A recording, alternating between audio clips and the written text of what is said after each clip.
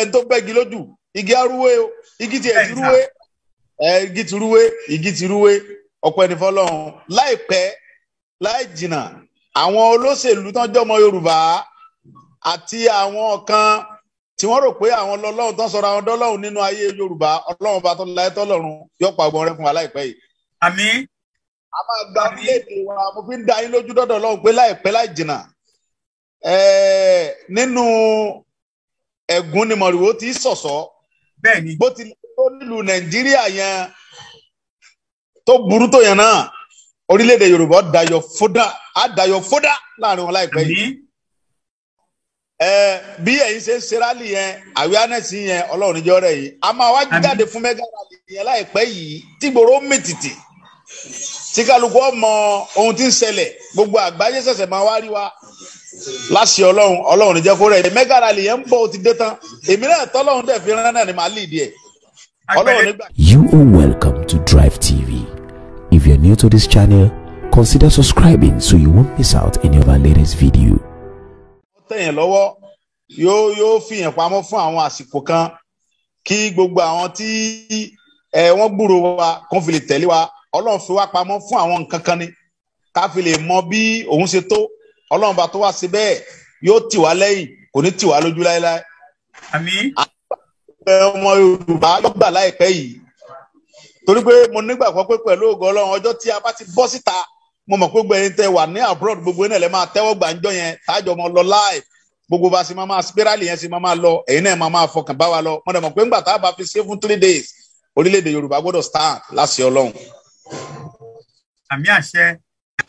Ọlọ́run níjẹ́ kó rẹ̀ yìí so gbogbo ẹ̀yin wa tẹ́ bá túkòtò yẹ kẹ́ join program yẹn bẹ̀ yìí ẹ dákun ẹ lọ bá darapọ̀ mọ́ àwọn tí ń bẹ yẹn because kí wọ́n ní ká Yorùbá àwọn tẹ̀lé ní sẹ́ wọ́n fi ṣe ìyàwó wọn lọ́mọ wọ́n fọmọ àtìyàwó tí wọ́n lẹ̀ ń lé làwọn náà jáde ẹ dákun mọ́ ọ̀rọ̀ yìí mo fi àwọn alálẹ̀ Yorùbá bẹ̀ yìí ẹ̀yin náà bá wa jáde kọ́ sọ́wọ́pọ̀ pẹ̀lú wọn kẹjọ awareness tí yẹn òun ló máa help mega rally tí ń bọ̀ lọ́nà òun ló máa wà bẹ́ẹ̀ yẹn bá ṣe ń ṣe àwọn náà mọ̀ pé ìmọ̀ yín sọ̀kan bẹ̀ yẹn Ọlọ́run bá tọ́ láyé tọ́ lọ́run kò ní fi èdè àìyedè sáàrin gbogbo ọmọ Yorùbá pátápátá àmín Ọlọ́run gbogbo àwọn tó bá fẹ́ dà wá Ọlọ́run fi sẹ́yìn gbogbo àwọn tó ń kóra wọn jọ lórí wa nínú tí wọ́n ń gbìmọ̀ burúkú lórí wa lórí ọmọ Yorùbá Ọlọ́run bá tọ́ láyé yọba wa lé wọn sẹ́yìn láti ṣe Ọlọ́run.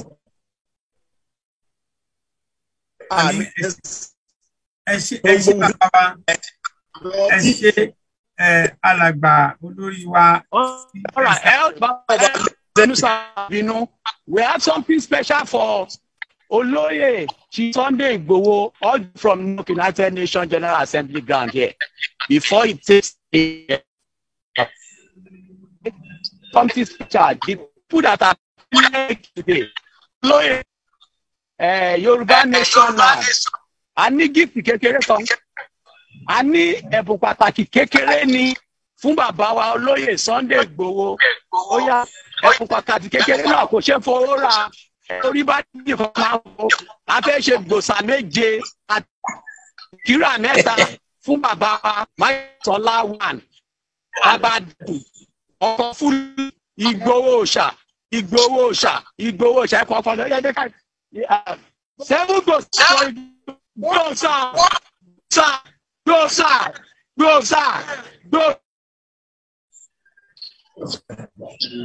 Ẹ ṣé mo dúpẹ́ o ẹ ṣé gan ẹ ṣé Ọlọ́run àwọn ọkùnrin ilé ọmọ ìjábọ̀ mo kí mo dẹ̀ fi orúkọ bàbá wa Banji Akintoye tó jẹ́ olórí gbogbo ọmọ Yorùbá lápapọ̀ mo fi dúpẹ́ lọ́wọ́ yín mo dẹ̀ kí yín pé Ọlọ́run tó ní mí ó mọ̀ pé ẹ̀mí mi wà lórí ìpolówó tẹ̀sí yẹn ẹ̀mí bàbá wa Banji Akintoye ẹ̀ wà lórí bàbá náà sì ní orí wa kíní kan àwọn yẹn mọ Banji Akintoye sì ní lórí gbogbo ọmọ Yorùbá Adéyẹmọ fi gbogbo ẹnu sọ wípé mo wà pẹ̀lú bàbá wa Banji Akintoye tọkàn tara mi Ọlọ́run rẹ̀ rí so rally tí ń bọ̀ lọ́nà bàbá ti ṣe gbogbo ètò bàbá rẹ̀ ti ṣe bá ṣe máa jáde bá ṣe máa move bàbá Banji Akintoye ti train wa tí èmi dẹ̀ mọ̀ wípé kò ní sí ọ̀nùjọ́ yẹn á jáde láyọ̀ á dẹ̀ wọlé láyọ̀ á dẹ̀ gba orílẹ̀-èdè Yorùbá lọ́jọ́ yẹn ní pẹ̀lú ìrọ̀rùn ní láti Ọlọ́run ẹ ṣé mo dúpẹ́ Yorùbá nation no going back ẹ ṣé ga. Olóyè ti sọ̀rọ̀ olórí ò ní sọ̀rọ̀ ọ̀tọ̀ ó lè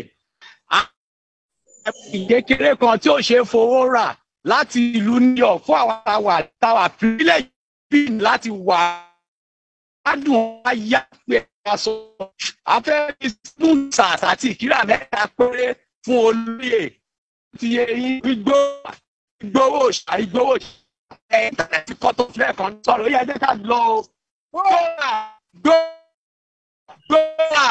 gbósà ìdílé fún bá